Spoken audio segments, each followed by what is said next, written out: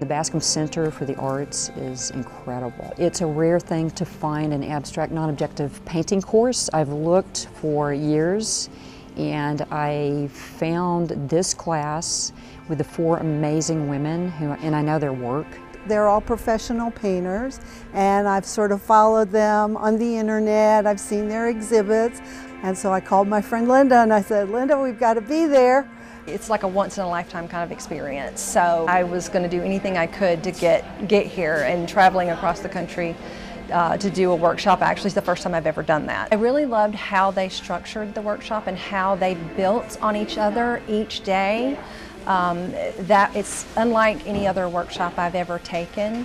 The Southern Lights group came together because, first of all, we all have shared artistic sensibilities. And then in addition to that, we all have Southern roots.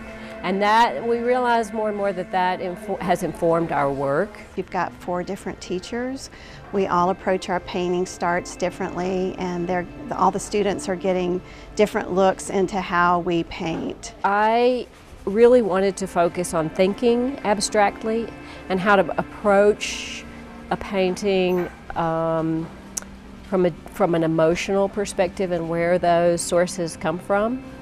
My focus for the class was shape making and learning to use geometric or organic shapes to enhance your work, to make composition. I always work intuitively, so the exercises that I did were drawing lines, your energy that comes through when you're drawing and painting. So that's like my favorite thing to do, is to start paintings that way, and I try not to plan anything out and just let the paintings kind of have their own voice and just respond to what comes through. So I just love working abstractly. I'm going to start with some really fast-paced exercises that'll help people to not think too much, because that's how I like to work.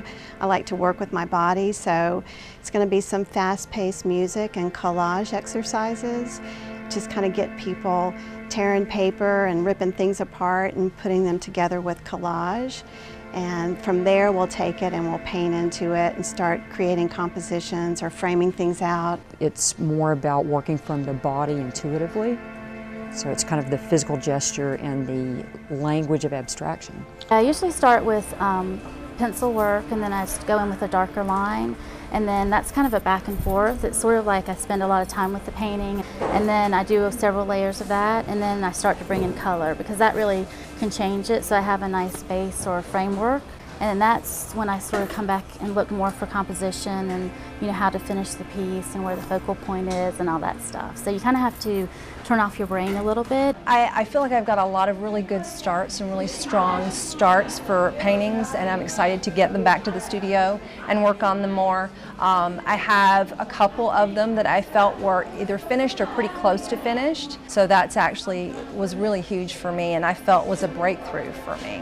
It's okay not to know how to start or how to finish. There's no artist that doesn't have that struggle, no matter what they paint. And I think that just a communion of people is why people come to workshops, so they can share ideas and come away with helpful hints to take home. Being around a group of artists, you kind of get around your tribe and you get into the conversations about creating.